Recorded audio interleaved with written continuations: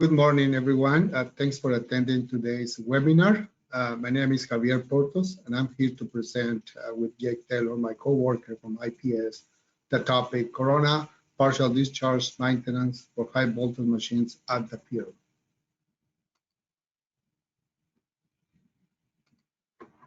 Integrated Power Services is a leading provider for engineering solutions for electric motors and generators. They are located across coast to coast in North America. The headquarters is in Greenville, South Carolina, and we offer in-shop repair services, field services, and distribution for new motors and drives over 55 customers.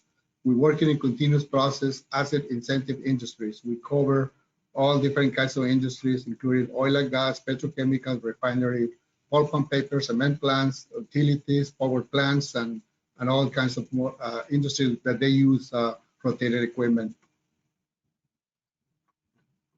The content for today, we're going to talk about partial discharge activity that happen normally on high voltage machines, and when you see insulation damage due to this partial discharge. We're also going to see some pictures showing what the visual inspection can give you as far as detecting a partial discharge, not just on the areas of the winding, but also we're going to see on the slots, on the source rings, on cables, on parallel rings, and also on junction boxes for high voltage machines. This is typically happen on machines that are 6,000 volts and up, all the way up to 14,000 volts machines. The partial discharge testing that we're going to see today, we're going to actually have also comparison with a UV camera and also using the Bosch couplers to detect partial discharge and also visual inspection. We want to evaluate what can you actually do once you have partial discharge and discover this damage in the insulation, what remedies can be used to actually reestablishing the corona suppression system and make the machine actually extend the life of this machine. We don't have to rewind it. And these are going to be our machines that they are critical, that you don't have time to actually rewind the machine, and you can gain some time and operate the machine for a longer life without having any risk or reducing the partial discharge to a level that you're comfortable to operate these machines.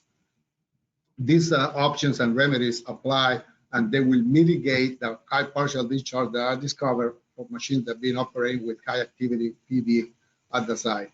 We're also going to show you the materials, how to prepare the stator to actually apply this corona suppression system and addressing any PD that you may find on the field. We're also going to show you case stories where we actually reestablishing the corona suppression system along with other techniques that we use to actually mitigate and reduce the partial discharge, showing you results before and after the repairs have been done, proving that the PD activity is actually being reduced. And there is different methods and there is different testings that you can do to actually prove that you actually are making improvements at the field doing these techniques. First of all, what is a partial discharge? It's also known as a corona. They are actually small electrical sparks that occur when gas pockets exist within the insulation voltage. These pockets can occur because either manufacturing process defects, it could be thermal deterioration, the machine is old and thermally start delaminating the insulation, or there is cold movement because mechanically they can move inside the slot and they can actually erode the insulation and it will create partial discharge. The other definition for partial discharge is the transient gaseous ionization that occurs on the insulation system when two actually coils are close to each other and you don't have enough space, they don't have enough clearance. The spark can occur and it can actually, the voltage can jump from one coil to another and it will create partial discharge. And that is due to the ionization of the air. So you need to have actually enough clearance to avoid this partial discharge to happen. On the bottom picture on the left, you can see how the partial discharge already typically occur as the coil coming out of the slot, and there is a reason for that we're going to explain later in different slides. But also on the right picture, you can see the same effect, and you see the white pattern, the white color of the tape was supposed to be black, so it already burned out. So those are a clear indication that the partial discharge activity is actually damaging the insulation already.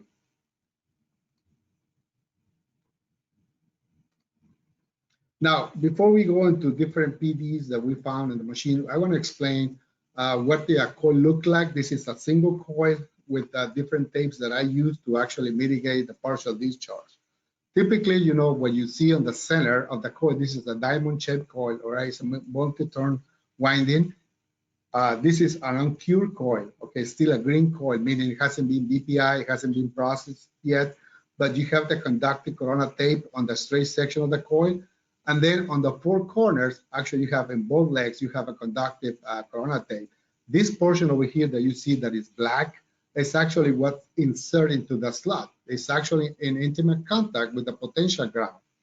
As the coil coming out of the slot, then we have the gradient tape, and there is a region that is very critical because that's the highest stress that you will see. And those are actually overlapping the gradient tape with the conductive tape to create actually and reduce the resistance of this material to reduce the voltage as the coil coming out of the slot. That's very critical. And some OEMs actually use what they call a stress con to reduce these stresses in these coils. So that's very typical for a high voltage machine. You will see it with a black color tape as you come out of the slot, and then you will see a gray color tape that is the gradient tape that overlaps with the conductive tape. This is very typical for a high voltage, whether the motor it is or generator it is for a BPI or if it is B stage. You will see those colors of the coils. They are typically for high voltage machines. Now, what could create the partial discharge? It could be manufacturing defects. It could be poor winding techniques used during the winding process. It could be inadequate BPI process. Either the resin did not penetrate all the way through the tapes, or you may have delamination, you may have imperfection, you may have voids in the ground wall insulation. On the right picture, you can see an imperfection of the taping. This is actually a cut away from the coil. Look at the insulation. These are the layers of insulation. You see voids inside. Once you see voids inside that, you know, and you cannot detect that with any other instruments, you will create a gas that will travel to these bubbles of air, and it will create a spark, electrical sparks that will start deteriorating the insulation.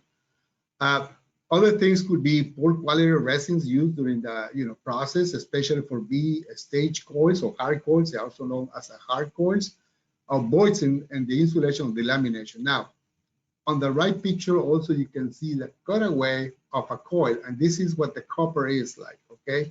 And you have partial discharge that is close to the copper, and this is how thick is the ground wall insulation, or you have in the middle. There's not much you can do about it. The PD will be created there, and it will actually travel to the surface, and you will see the white pattern there. Now, if it is on the surface, there is some things you can do to mitigate that. But if it is internally to the copper, there's not much you can do about it. However, if that PD is detected to be on the line lead coils in that slot, you can also swap the leads. And we're going to explain what do you gain by swapping the lead, and you can mitigate this partial discharge. If the PD on the bottom picture, it is on the slot, as you can see the coil on this area over here, and then it's actually mechanically attached with the wedge, with the top wedge. These adjacent areas over here are the laminations, and the coil goes there, and then you see the contact between the surface of the coil and the core. They already start deteriorating, and you will see that as a white color pattern on it. And that means that you already create partial discharge. The other thing that it could create partial discharge is if the coil moves inside the slot. If the coil moves inside the slot, it will create this mechanical motion, and by friction, we actually deteriorate the surface of the coil that eventually will create partial discharge. You need to remember when these machines start, especially motors, the current that will flow through these coils during starting condition could go 5 to 6, 7 times rated current. So when that current goes there, mechanically the coil will create a magnetic field that will be much greater, and the coil will, because thermally will try to expand because you have a high current on it, it can probably will try to move inside the slot. If that happens, eventually we create partial discharge on the long run. The other thing is if there is a deficiency on the semiconductor stress control coating that they use on the slot, as well as on the coil, it could actually create a partial discharge. This is an example of a machine that actually you see as the coil coming out of the slot. You already see the white pattern around it. The high PD already took place onto this machine. And on the right picture on the bottom, see all these white pattern on the bottom of the coil. around that coil, that actually initiate the partial discharge activity. And you will see that as the coil coming out, because that's the highest stress, the electrical stress that you will see on this coil. If that already took place on this machine, and if it left unattended, it can actually start eroding and eating the ground wall insulation, and then you lose the electrical strength of the coil to be protected against the voltage, and it will eventually go to ground. It will eventually fail. So it has to be corrected. It has to be applied a remedy, because if you left that unattended and the motor goes to ground, there is nothing you can do about it other than just rewind the machine. So some of the inspections that can be performed in the field, and you can actually do visual inspection, but not just the coils. You also need to look for what else on the winding could create partial discharge. You know, it could be partial discharge, like we talked, at the coil coming out of the slot, but also it could be electrical clearance that it doesn't exist on these coils on the diamond area, that they are too close together, two coils that could create partial discharge. It could be partial discharge on the parallel rings as well of this connection. It could be partial discharge on the line lead coils, or it could be partial discharge on the cables itself. It could be partial discharge on the main conduit boxes. So during the stator inspection, you know, you want to inspect the whole stator with all the different areas that where the PD can exist. And that's important during the inspection for these stators, because, you know, you want to concentrate on the slot, you want to concentrate on the coil. However, connections, leads, everything else needs to be looked at it, because it could happen anywhere on the stator circuit. So what happens if you actually find partial discharge on the winding for any method that you may want to use, and you cannot afford to actually get the motor out or the generator out for a rewind?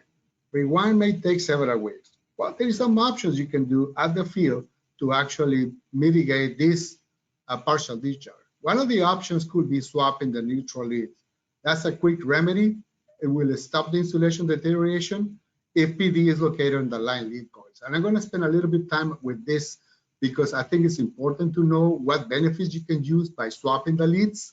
What happens is the coils at the tail end of the phase, which is closer to the neutral, are subject to much less stress than the ones that are in the lead coil. I'm going to explain with a little diagram about what that means. Okay. Therefore, you can actually swap the leads and put to rest the coils that have been stressed out electrically for a long time, and now they can see no much voltage anymore, and you will have the coils that haven't seen the high voltage stress for a long time to be actually on the stress area. So just by swapping the leads. Now, keep in mind that not all the coils on the winding are subject to the same voltage stress. However, the current, the full amps that the motor will see, it goes through all the coils. They're all going to see the same amount of current. However, not all of them will see the same amount of voltage. Therefore, if you have thermal deterioration already on the winding, you know, you can't change that because the current will be the same. But if it is related because you have a high stress voltage on those coils, by swapping the leads, you can actually gain and mitigate this partial discharge. What do you actually gain by doing this, and how do you actually accomplish that? What is the thought about this? On the left picture, that's actually a 4200 kilowatt machine, 13.2 kV. And this coil over here, you see the white pattern already existing on these coils. You see the color of that coil. See that white color? It means that that coil actually sees a much higher voltage stress. Now, how do I know this is a line lead coil? Because I can see the lead is actually of the coil is connected to the T1. So what that means is these coils will see the highest voltage. Now, on the right picture, that's what I will try to explain. How do we actually accomplish to put those coils to rest? For example, this is just an example, all right? We have windings that are more complicated than this, that they may have 2 parallel, 3 parallel, 4 parallel, depends on the number of circuits. We have groups of coils connected. However, the basic explanation is here. If I have a 3-phase winding, all right, and I have 6 coils connected, 6 coils connected in series, all right, on phase, what I call phase A, which is between T1 and T4. And then I have another 6 phase connected between T2 and T5. And then I have another 6 coil between T3 and T6. If I have a line-to-line voltage of 13,800 volts, I will have line to ground 13,800 divided square root of 3, which is about almost 8,000 volts. So if I apply 8,000 volts, all right, 8,000 volts from line to ground, what happened is the first coil will see the full voltage, 8,000 volts. The second coil will see 5/6 of that value. That will be 6,667. The third coil will see 4/6 of that value, the third 6 of that value, 2/6 and 1/6 of that value. As you go along, once you get into the T4 lead, then you have 0 voltage because that's neutral. So therefore, if I have 8,000 volts here and I have 0 volts here and I reverse, I don't have T1 here and I have T1 on T4, then and T1 becomes T4 and this T4 becomes T1, then I'm reversing the coils. And then this coil will see now the 8,000 volts, which for a long time, it only saw 1,300 volts. Now I'm gonna put this coil to the electrically work harder, and this one will become only now 1,333 volts. Therefore, by reversing the leads, the electrically, I'm actually giving you a longer life because this coil is being subject to a much higher voltage than this one. It can go to rest. Now, current is the same amount of current. If this motor is 350 amps, the same current will go through all the coils. That you cannot change. But if you detect PD because you have, like this one, line lead coils with high PD, you can actually swap in the leads. You're going to gain some time. And in many cases, it will reduce the partial discharge. We have examples to share with you guys. Now, when you do that, you're going to reverse all of them. The T1 becomes T4, T4 becomes T1, T2 becomes T5, T5 becomes T2, T3 becomes T6, and T6 becomes T3. That's in few seconds, just explain what happened when you do the swapping leads. And you can see just by using a little bit of math, how the voltage actually get much less on the neutral and it is on the line lead coil. So by swapping that, you gain extend the life of these machines. Now, some of the common methods for detecting partial discharge activity that's being used on the field, it is actually trending. Trending is an important tool for partial discharge. And when you start doing trending, you will see the activity of the PD for any method you may want to use, but you will see actually there is a change of double the magnitude in 6 months period. That means it's an alarm and there is something going on inside the winding, and you may want to take a look and see further inspection and mitigate that PD. Again, if this trending goes to the alarming point and you don't do anything about it, then probably you're going to have a catastrophic failure, which you can go to ground. And if that happens, then you have to pull the machine out and you have to actually rewind or repair as necessary. Visual inspection is another way to actually detect partial discharge because with the naked eye, you can see if there is already damage. Partial discharge, it can be done on the field as well using the bus couplers. If you don't have bus couplers, you can install some bus couplers at the field and you can actually test it at the field. While you're doing that, another useful tool to actually detect partial discharge is the UV camera. It used to be on the old days where you use different methods to look at the PD. You have to have everything to be dark and you energize the stator and you're expecting the stator to glow. And when you see that, that's a partial discharge. Well, today with the new technology, UV camera, you can use that at daytime and you can see the PD right there when you energize the stators. So if you use a PD, which is the epoxy mica capacitors that I use typically for many of this equipment available, and you can install those on the main conduit box. You can do partial discharge testing on it. But there is many things that could affect the readings. So there is many results, and it requires actually a knowledgeable and level experience to actually interpret this result. And one reading won't tell you whether you need to pull the machine out or not. So you really need to trend these values, but there is many variables that can affect the results. One could be the machine voltage variation. You know, you have higher voltage or less voltage, and when you compare readings between every 6 months or every year, you know, that could affect the readings. Machine load, whether you are 50% load or 100% load, that could affect also the PD The winding temperature will be another factor, will affect the test results. Humidity, you are in the high humidity, that could affect the PD, cooling medium that you use in the motor. Contamination could affect that.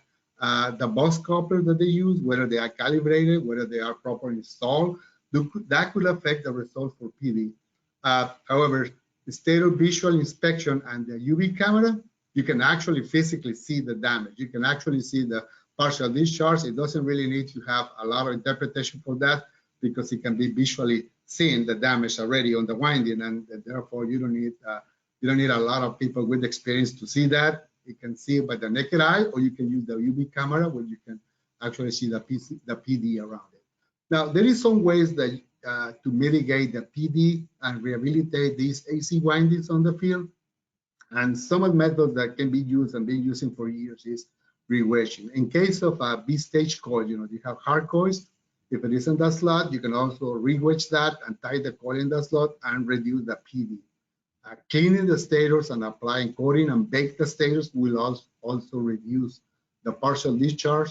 But also a very effective method is actually to repair the voltage stress coatings, which is the Coils suppression system, as we talk about, the black tape and the gray tape on it, and seal the gaps and clearances on the stator winding. That can also reduce the partial discharge. There's many windings that they've been running where the clearance is not there, and the voltages start jumping and start sparking between coils, between top and bottom, like in the picture is showing in the bottom. That's the top coil, and this is the bottom coil. If they're too close together, and it happens that these coils, they have a high potential voltage, because they all have voltage, but some of them may have higher voltage than others, just like I explained in the diagram, and that voltage can actually jump. And if it starts jumping, it will start sparking. If it starts sparking, it will actually start deteriorating the tape.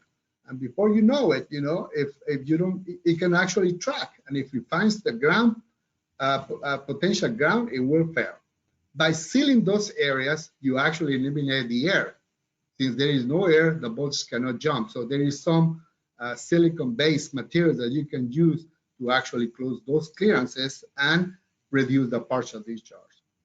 There is another one here on the line lead coils that you can actually seal those areas and eliminate the partial discharge, or at least mitigate or reduce these levels. Swapping the leads, as we talk about it, that's a big tool that can be used to reduce this partial discharge. Now, partial discharge happens not just in the winding, not just on the coils, also could happen in the main conduit box. Top picture shows that's a high voltage machine where you have the leads coming out from the back, right? We have T1 and T4, and the T4 goes in the back, right? The T1 goes to the CT, and it goes to the lead hook at the top. And likewise, on the other CT, you have 2 and 5, and you have 3 and 6 going through the CTs. Now, you gotta pay attention, because the cables cannot be just laid down on the build metal. Once you have the high voltage cable just laid out on the metal, it can actually create partial discharge. And this one, for example, on the bottom picture, as it goes to the clit, it's actually creating partial discharge. You see the white color on it? That white color is a partial discharge. You can see the close-up over here. It's actually deteriorating the insulation of the cable. On the right picture, you see the same thing. The cable comes from the clit, and it goes and laid out into the bare metal, and you see the partial discharge. Now, problem is, if you don't inspect the conduit boxes and you don't look for partial discharge, then eventually, that insulation gets deteriorated, and it don't have the electrical strength no more against ground, and it will arc. And once it arc, it actually can make these boxes to explode. So it's important to actually inspect these boxes and make sure that you don't have any PD. In many cases, when we see boxes that they explode, the evidence is gone, and we don't know where that initiated the explosion. So it's important to inspect and look for partial discharge into main conduit boxes. Parallel rings. This is one machine that is torquing 8 kV, where there is no enough clearance between these parallel rings. The parallel rings are used for connecting coils and groups and a high voltage or even medium voltage, but on the high voltage, it's very critical that you have enough clearance between these parallel rings. Otherwise, the partial discharge will exist. Once you don't have clearance, it will jump from that parallel ring to the next to it, which they could be from different phases, and they have actually high voltage on it. and there is no space between them, it will create partial discharge. This is another one. This is the parallel ring, and then you have the coil, the knock of the coil that is actually touching, and you can see the white pattern already built up between the knuckle and the parallel ring, where there is no clearance, there is no felt, there is nothing. So if there is a little bit of air there, it will create partial discharge, and eventually, that machine will fail. This is another case. It's a 15,000 horsepower. It's a 20-pole large synchronous motor where the coils, they were too close to each other, and it created partial discharge. What's interesting on this particular case is that machine is not even 5-year-old machine, and you already have experienced partial discharge. Same picture as the coil coming out of the slot. This is actually on the field. You see the partial discharge already being created between these two coils. So there is not enough space to actually have this voltage not to jump. So they are too close together with this sparking is happening between those two coils, and it started deteriorating the insulation that is being applied to these coils. Now, if that leaves unattended, this winding, it was getting worse and worse. So before you know it, it will actually erode the ground wall insulation until find the potential ground, and it will eventually fail. So those machines, they need to be considered to be actually either rehabilitated, repaired before it fails. Because if it fails, there is no other option other than to rewind this machine. Likewise, the picture on the bottom, see partial discharge between these two coils. There's another case on the diamond area when you have coils that are close together. Seems like at this particular OEM tried to apply some kind of silicone base, but they are actually, started deteriorating, so a crack on it. But you see partial discharge on the coil next to it. So this white cup pattern over here, that's actually already damaging the insulation. So these machines, you need to actually work on it and rehabilitate them. It has to be cleaned up really well over here, remove any excess of material left, clean it up really well, and then reapply some silicone-based material to mitigate that partial discharge. On the left picture, we see it between top and bottom of the coil. We see the partial discharge as well. So any clearances that are not separating the coils enough, it will actually start jumping the voltage, so that the spark will start taking place, and it will start deteriorating the insulation. So they have to be looked at, and you can actually detect that by the naked eye, but you can also detect that using the UV corona camera. So what is not effective on partial discharge? What if I have a partial discharge that I cannot actually repair? Well, that could exist. If it is internal, the partial discharge within the bulk of the insulation, there's not much you can do about it. If, for example, on the right picture, this is a picture of the conductors, right? The cutaway of the coil, and this is the conductors, this is my ground wall insulation. If I see thermal deterioration already between the conductor and the ground wall, you already lost the bonding between the ground wall and the conductor, and it will start delaminating. There's nothing you can do about it. You cannot go and inject anything and fill it up those cavities. That is damage is being already taking place. And even though if we swap the leads, all right, but it is actually thermally aged, that's not going to change because you want to have the same amount of current. However, if that particular coil, it is on an area where it belongs to the line lead coil, by swapping the leads, now the electrically, you're not going to put the same amount of stress on it, and you may gain, by reducing the PD. But it's not a warranty, but it can be done. But this damage, you cannot repair that. That's very much done. And if you have a loose coils on that slot, that's another thing. You cannot tie the coil back on it. If it's a global BPI and the coil is loose in the slot, and you already have PD on the walls of the coil, there's nothing you can do about it. You cannot stick something to it. The mechanical erosion that exists between the surface of the coil and the slot, it already took place. It already damaged the coil, and there is no much you can do about it. If the PD, it's found in areas where you cannot apply any remedies, then like the bottom picture, this is a 22 megawatt, 13.8 kV generator. That picture was taken with a borescope, and it was not very old machine, less than 10 years old, and you can see early stage of PD already burning near the core. So this is the vent from the top, looking for the back iron, and this is the coil. All right, so this is the coil, and this is the lamination, and this is the other side of the lamination. So this is actually looking through the baked-in cooling duct from the top, and you see already PD on that coil. So there's not much you can do, even though you try to apply some Corona paint on it. There's no guarantee that it can go below the slot, on the bottom of the slot. So you cannot really do anything about that. So it's not very difficult to actually rehabilitate that. However, you know, if we identify that it is on the light lead coil, swapping the leads will help. All right. Now, can the partial discharge test be performed on the field? Yes. It can be done offline tests if you do have or you don't have the PD sensors. The field service guys, they can actually provide PD sensors. They can install that in the field to do a diagnostic for the stator winding. And when you do that, you actually taking PD readings and looking everything, looking the conduit box, looking the cables, looking the stator, looking everything that is installed on the machine. So you can do that. And in many cases, if you don't have enough power to do it by using that double, you can also bring a high voltage resonator where you can actually do one phase at a time and do the partial discharge testing.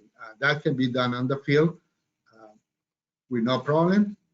And like I said, typically you bring the resonator, but one of the biggest advantages when you do this partial discharge at the field, it is actually that you can do the UV camera as well at the same time. You know, if you remove the end covers, where they're energizing the stator to do a PD with the bus couplers, you can actually use the UV camera, and you can go over in terms of the winding and the connections where this test is taking place, and you can take measurements. That is one of the advantages. So you can do that at the same time. That way you have the PD using the PD sensors equipment, but also with the UV camera. That way you have both tests performed at the same time. And of course, once you remove the covers, you can actually see the winding. So you can actually do the visual inspection as well as everything. So you can do the 3 tests to see if there is any PD on this machine.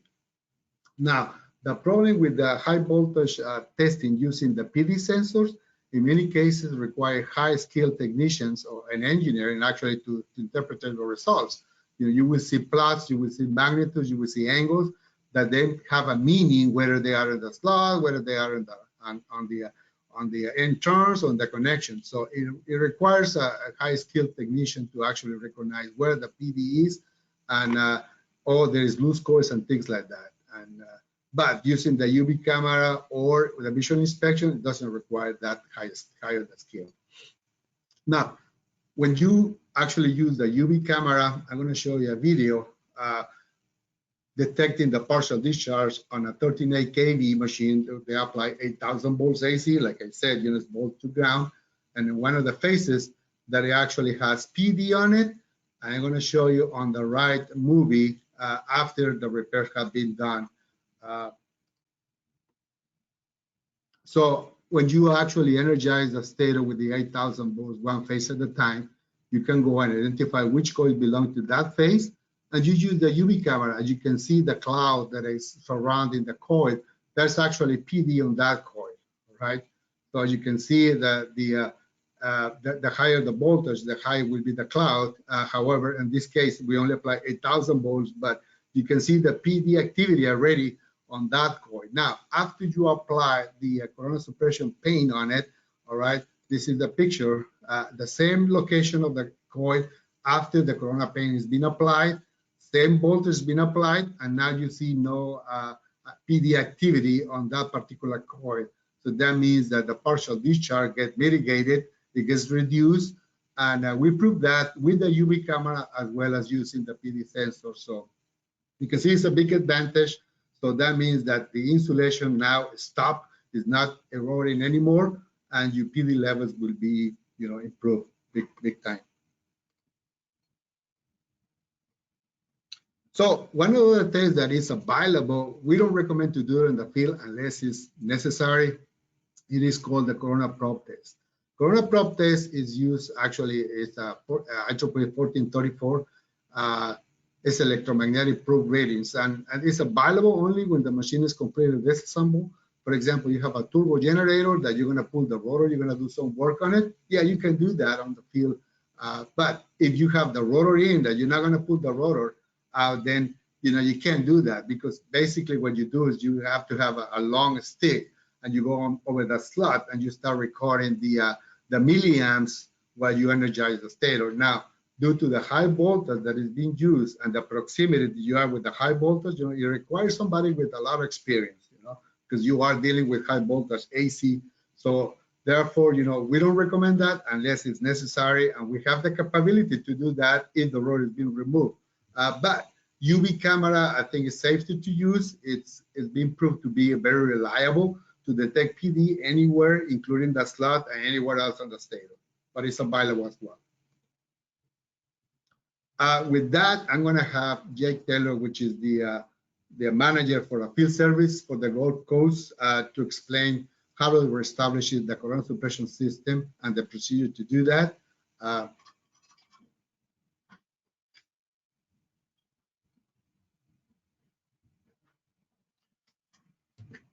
Thank you, Javier.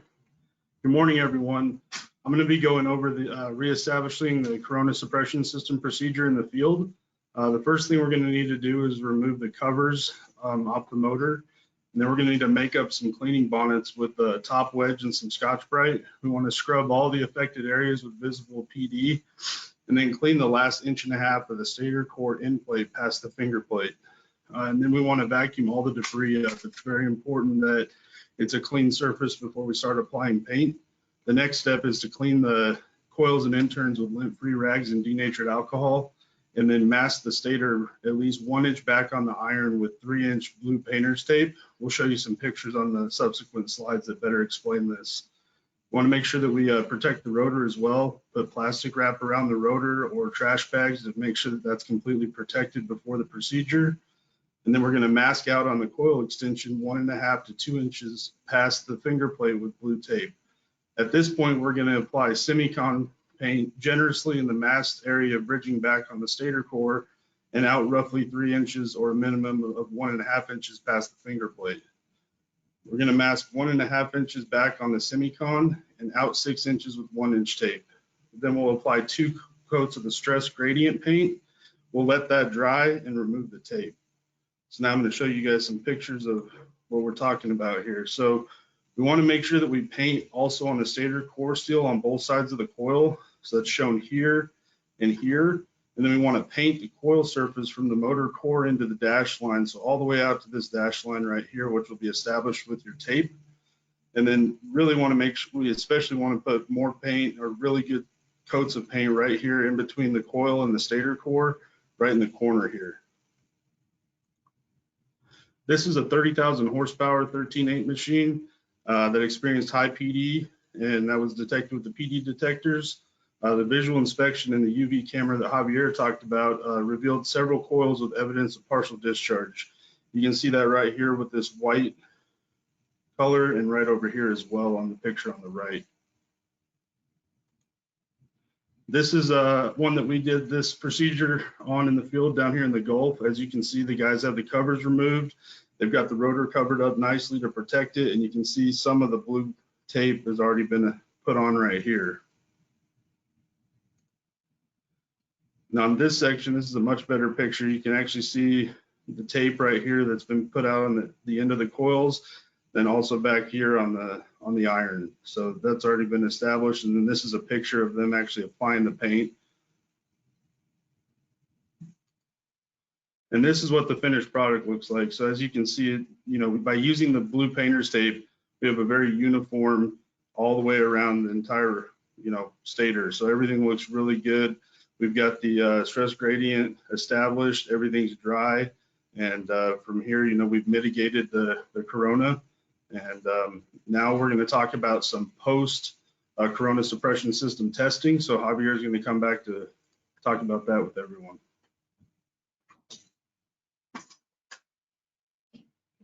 Thank you, Jake. So this is an example of the 30,000 horsepower that was trending from 2005.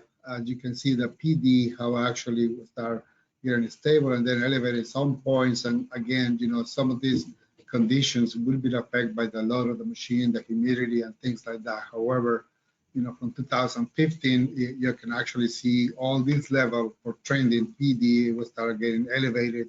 Until 2020, some of this magnitude went at 350 millivolts in one of the phases, and 200 millivolts, and 150 millivolts, and so on. So you see the trending actually for it was before. That's kind of a warning, an alarm for the end user to see those elevated millivolts to go almost double in a very short period of time. So what triggered that is actually, okay, well, let's go and take a look. And what Jake shows, it was the machine has a PD on it. So after the remedies were applied, you can see the levels of the PD, they all were reduced. That happened actually in June. And so you see all the levels for all the PDs after all the remedies that we apply were actually reduced even below what the factory was in the beginning of the life of that machine. So that can actually demonstrate that using these techniques, you can actually gain time with the machine and extend the life for this insulation system for this particular model. Some other things that it can be done is actually seal the areas on the end turns where there's actually PD, and you can see how the silicone base will actually close, and I will have no air, no bubbles, no distance between those two coils. Therefore, the bolters and the sparking cannot take place. So it can be applied in areas where the PD has been detected. By doing that, you will mitigate the electrical discharges. Now, when you reverse the leads, I show you a diagram about the basics of what that means. But really, on the real world at the site, this is what we typically have for a high voltage machine. We have 3 CTs, all right, on the left side. We have T1 and T4 going through the CTs. In this case, it's a differential protection. So on the left picture, we show us, before the remedies were applied. And you have the T1 goes to the boss, to the lead hook, all right, and T4 goes to the neutral bar. So the neutral bar is this tape, this black tape that you see taped the conductor. In this case, it's a copper bar where you tie together 4, 5, 6. That's the typical neutral bar. All right, T2 on the secondary, on the second CT, and the second lead actually goes to the back, and that's my lead hook for the L2 for the incoming power leads, and T2 for the motor leads. And on the bottom one, you have the T6 goes to the neutral bar, and T3 goes to the back. Now, how I want to swap the leads? In this particular case, the best option was to actually, now the T4 will become T1, and they wrote it to here. Now, this is the lead hook. This is my T1 or L1 power for you.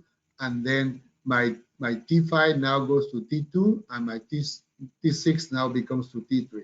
And the neutral was relocated in the back when you actually connect, typically 4, 5, 6.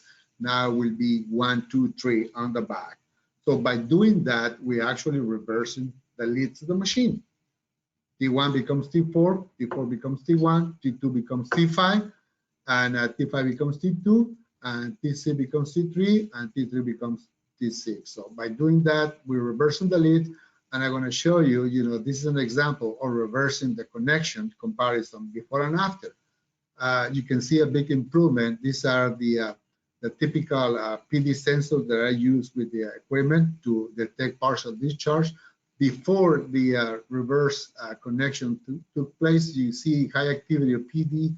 These levels were 1,218 and 637 the QM positive, and they were reduced actually the 1218 to 685, so it went almost half.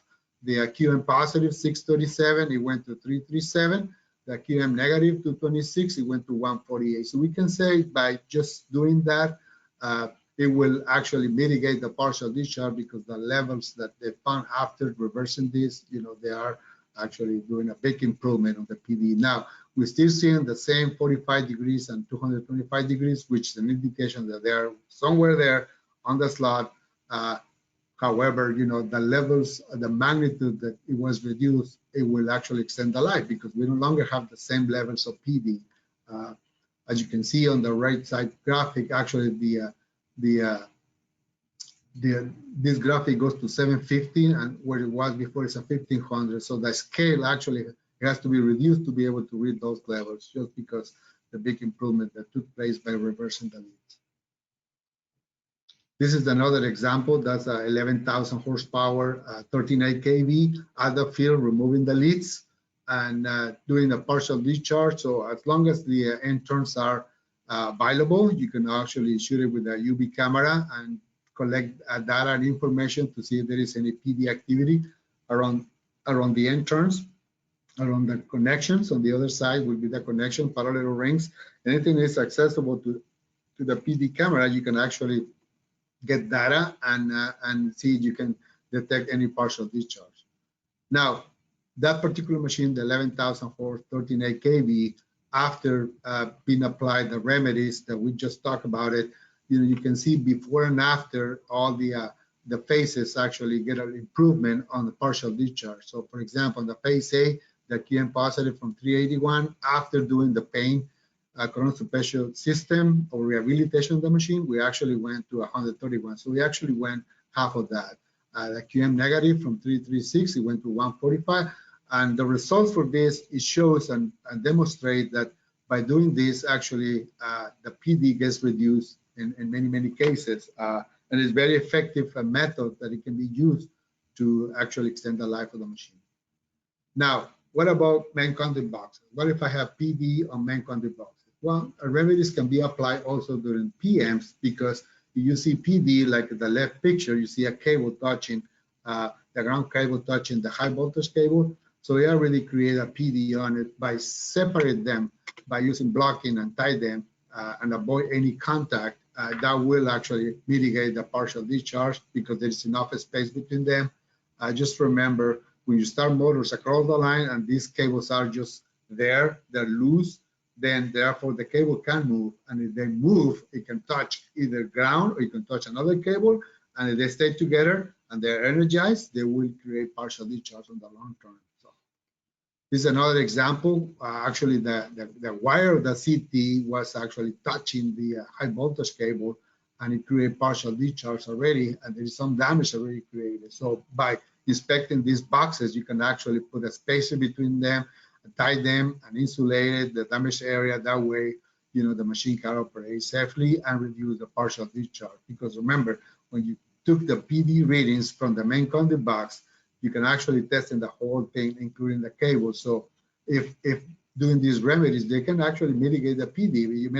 You may not have PD on the wine stator. You may have it in the box. You may have somewhere else. So by doing this inspection, you can actually do a lot of benefit and extend the life of these machines. So in summary, reestablishing the coronal suppression system requires personnel with winding and installation experience for visual detection and PD test interpretation.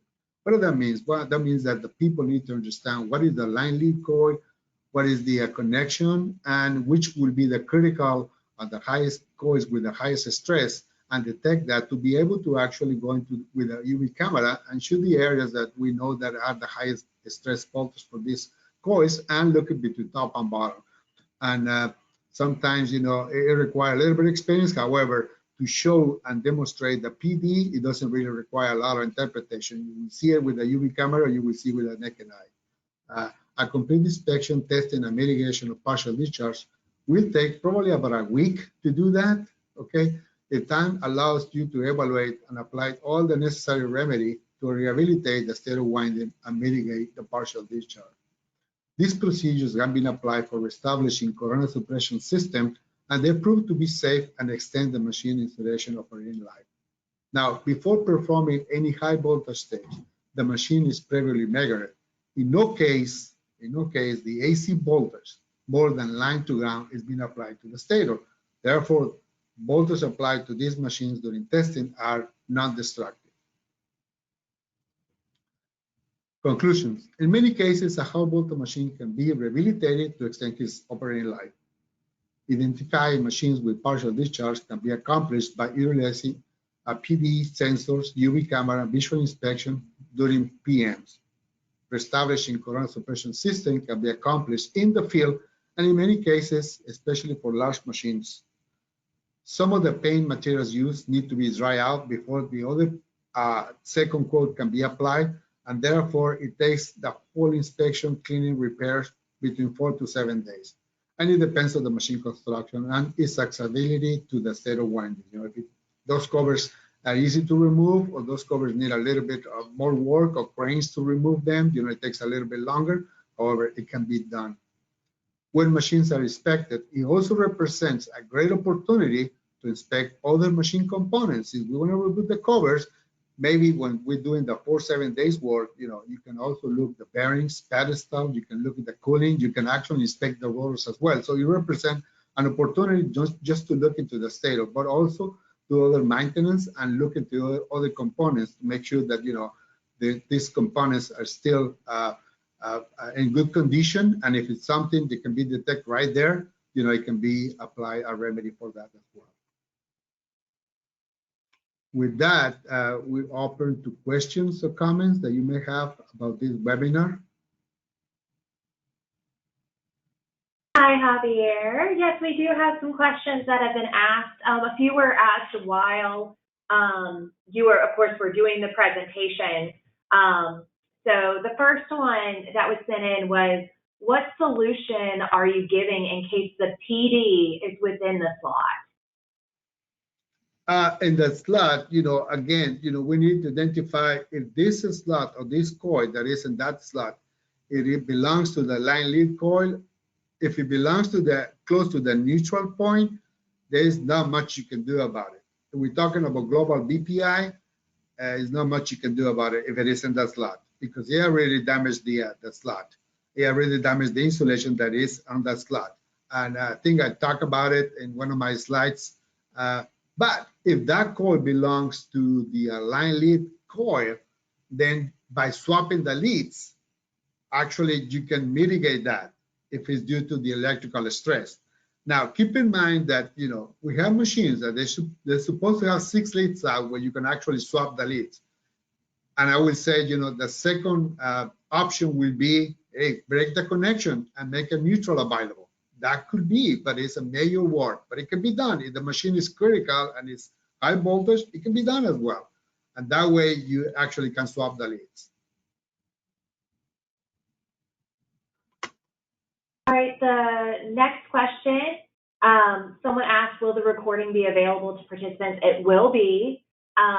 We will send that out as soon as we've kind of reviewed it, made sure that everything was good, edit down the beginning part where we were waiting for us to start and things like that. But it will be made available, and we'll have that on our website, on our YouTube channel, and we'll submit that out as soon as we're done on that. The next question, although some OEMs are using VPI technology, we observed severe PD at the slot exit. Can you explain? So the question is on VPI coils. After VPI, they see the PD as the coil coming out of the slot. Is that the question? Yes, that's the question. Yes, because that is actually the highest stress on the coil. As the coil is exit the slot, this is my coil is a potential ground, right? So as the coil exits the slot, there is no ground, potential ground anymore. And that's why you put the corona tape and then the semicon to actually create a stress cones to reduce that stress level, the electrical stress level in that coil. If I would have to have a thermal camera and I put voltage on that coil, you will see that area over there, that's the hottest spot because the electrically you are actually heated up that joint. And what they do is they actually, the OEMs and including IPS, we design what we call a stress cones. Now, how effective they are with the OEMs, I don't know, but you have early PD on that machine, that means that it's not very effective what they did. So it should have no PD on the, you know, in years to come. If it does, it's because that area over there, that overlapping is not adequate.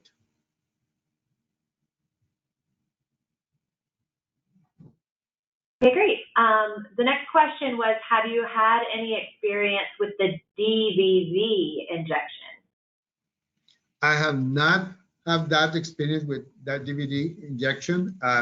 In some areas that you cannot get access to it, I have not seen it to be in over, field service repairs.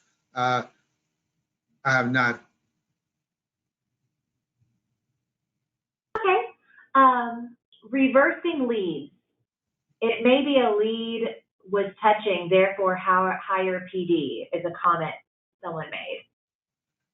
It is about case by case, and but I can tell you, the majority of these machines, when you reverse the leads, you will have the electrically, as I explained on the presentation, less stress on the on the coils that were stressed out for many years. This is about the electrical stress. This is not about thermal stress. And if you have PD that is related to that, you're going to reduce that stress big time, because now your voltage on that coil will be reduced to whatever position you have in that coil. That will be reduced by reversing the leads. And we have many examples. Actually, I do have, if they can send me an email, I can explain in more detail about the winding diagram and about the coil, about what each coil we see a voltage on it, and by reversing the leads, what effect that created on that particular coil. Again, it's a case by case. There is a winding that they use maybe 4 coils per group. There's some others use 6 coils per group, but each coil will see a voltage, different voltage. They're all going to see the same current, but they're going to see different voltages. And by using these methods, you can actually reduce the stress on those particular coils and still having the magnetic field that you needed in the machine. So, yeah, if they can send me an email, I can touch up a little bit in detail about the benefits of using it. Great. Another one was on slide 33, what safety precautions were taken? And is the test done at 13.8 kV or higher? This one, that was actually tested at both to ground. The 13.8 kV, it is line to line. On the field, and also, at the 34 standard, for doing a partial discharge, you do both to ground. So 13.8 divided square root of 3 is almost 8,000 volts. So that's what is done in one phase at a time. So we do AC voltage at 8,000 volts, and that's when you go and test each phase at a time. So what precautions? So we try not to touch any high voltage areas. We have enough distance between the camera to the end turns.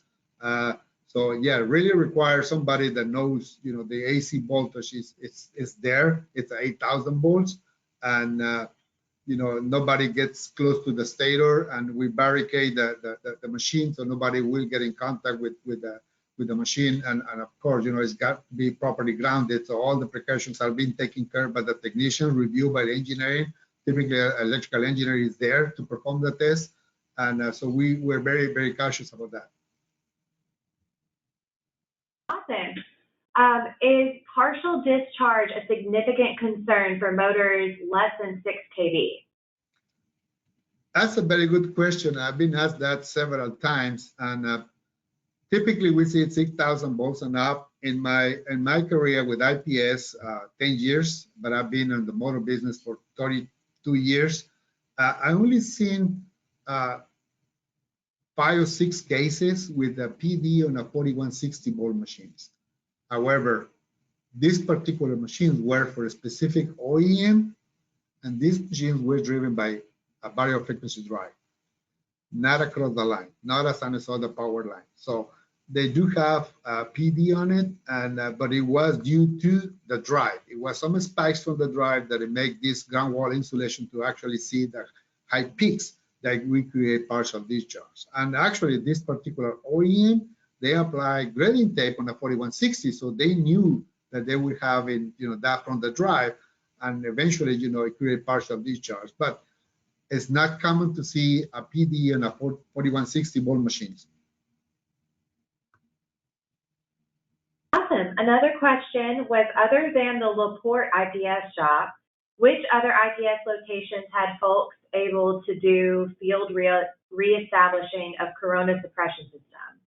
We do have a Gulf Coast field service, which extends Louisiana as well, but also we have Cleveland IPS. They're capable, they have the equipment to do it, they have the experience to do it. I will say there will be 2, no more than 3 teams on the whole IPS who are capable to do this type of test and diagnostic and repair. Thank you. Will you apply the stress grading paint back onto the core, overlap the anti-corona slot material? It is actually, it has to be that way. If you don't do that, you're actually not bonding. You have to go all the way and actually paint a portion of the core with the corona, because you want to potentially have the ground. So by doing that, you eliminate that there is any gap. So that's actually a connection. Remember, this is an electrical connection that you make into the core. So it's a very good question. Yes, we do. We do. That's part of the technique that is being used to be successful to reduce PD. Hi, is there a conversion between MB and PC? Yeah, I guess here in North America, we use millivolts, and the pico columns, you know, they are also out there. That's the way they measure the frequency for these sparks. We more used to millivolts, to be honest. We don't use pico columns that much, but there is information out there written by Greg Stone, for example, that he can, you know, go in detail with that. However, you know, we use millivolts, and even on the industry, the criteria, it hasn't been established about what will be the minimum level. So we're still debating, you know, on the industry about what is an acceptable PD, what is not acceptable for brand new machines. So we don't have that established for brand new machines. There is nothing for repairs yet. But however, a good rule of thumb, it is if the magnitude, regardless whether it is a pico columns or millivolts, goes double in a 6 months period, that means that there is something going on and inspection has to be done. That rule of thumb, I think, works really well, regardless whatever magnitude of measurement you're using it. Great. Is PD done only on HV motors, or can it be done also for HV transformers and HV transmission lines? I believe it's done for transmission line as well and transformers. I'm not, you know, familiar with the way they do it, but I know the UV camera is being used for transmission lines as well. So what techniques they use to do that, I'm not aware of that, but I know the camera is being used to do that as well. Awesome. Sorry, let me reword this one a little bit. All right. I have observed high voltage motors glowing. Is that due to corona as a result of insufficient insulation? Is it a concern, and what can be done to correct it? Well, when the motor goes to ground, it's definitely a deterioration of the ground wall insulation, all right? Whether that was due to corona, I don't know. You know, we have to look at the machine. But, you know, it's a deficiency, whether, you know, enough contamination. You can have enough contamination on the winding and it will go to ground because it will create surface tracking on it and the machine may blow up. Not necessarily due to corona. However, corona, it is one of the symptoms that will create a deficiency in the ground wall insulation and it potentially will go to ground. It's just one, and it's typically a high voltage, and another voltage is like a 4,000 volts. It may be something else, you know.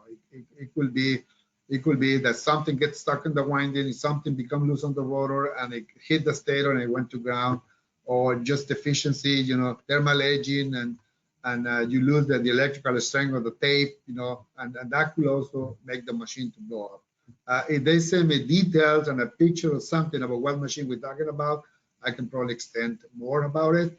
But in general, you know, corona, when it fails, it goes to ground. If you have these machines are critical, typically they trip, all right? So they're protected. So if it goes to ground, it will trip the machine. You don't expect to see a blow up stator, you know, unless it trips and you attempt to restart the motor and it's not being cleared, probably you will have a catastrophic failure. But if it is just a ground fault, you know, it should be able to be tripped by the protection of the machine. These are large motors, you know, most of them, they do have a full protection for the the windings. Thank you. Do motor machines running on frequency converters and variable speed controls, are they subjected to more PD? That's a very good question. It all depends on what voltage are we talking about. You know, if I would have a 6 kV with a drive, definitely. If I would have 4160 volts on a drive, but if it is just a regular BFD drive, it depends of the harmonics. It depends of how clean the waveform is out of the drive. And I know most of the drives today, they claim to be very clean. However, you know, until you put a power analyzer, that's how you're gonna see it if you actually have spikes.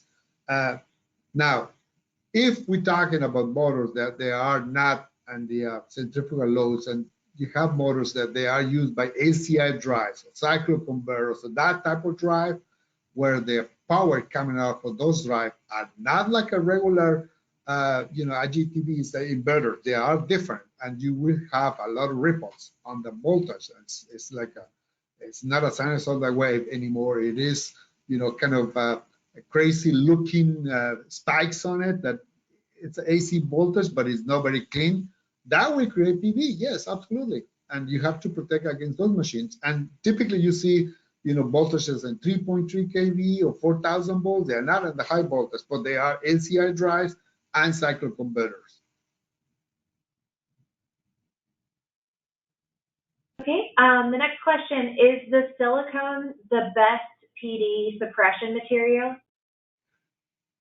It is used as silicone-based material, and that's what probably the best to use to mitigate when you have not enough clearance, all right? That is just to close the gap, but you have to clean it up, those areas really well, and then fill it up. The idea here is, if you don't have that seal area, then the air will actually, the electric of this voltage that is creating these two coils will jump, and because there is air between. But as soon as you put the silicone, there is no air no more, and you will actually seal the area, and you will stop the partial discharge. And I can you just send me an email. I can give you, you know, more information about how that works and what materials you can use for sealing those areas. Thank you. The next question, can we use HV insulators for PD and HV machines? Can we use what kind of insulators? They asked if they could use HV insulators for PD in HV machines. Are they talking about the, maybe they mean can we use insulators for PD in HV machines? They're using a high voltage insulator. So the PD sensors, they actually are insulated, and the PD sensors, they are like a little barrels, all right? I think I have that in one of the pictures. The little barrels, they are made of epoxy mica capacitors, and they are actually sitting on the bottom, but they are actually insulated themselves because they are capacitors, and it has a ceramic around it. So they are actually insulated, and they only have the ability to collect voltage from the top, and actually on the bottom, you have a BNC connector that goes into the auxiliary box. So they are already insulated. So you don't need to actually mount that into an additional stand-up insulator. That's what they mean. Okay, thank you. That was our last question. If you don't mind, Javier, going to that last slide that has the question thing on it, it has your email address on there so people can contact you. If you have more details you would like to give Javier or Jake about the specific questions that you had, please feel free to email them and contact them. Their emails and phone numbers are listed there. Please contact them. They're more than happy to share their knowledge. They are a wealth of knowledge. But that was the very last question. So with that, we're going to wrap up our presentation today. As a thank you for joining us on our presentation, we will be sending out a little something, a little Starbucks gift card from us to you, kind of something to perk up your Thursday. But we definitely want to make sure that you don't send that to trash or spam or think that it's a scam. It's coming from us to say thank you. Thank you so much, Javier and Jake, for sharing all of your knowledge with us today, for speaking on this really important topic. And it looks like a lot of people enjoyed it. Again, we will be, we have been recording this presentation, so we will be sending it out. So you will see that on our YouTube channel, you'll see it on our website, and we'll probably be sending you an email as well with it. Thank you everyone once again, and have a wonderful Thursday. Thank you.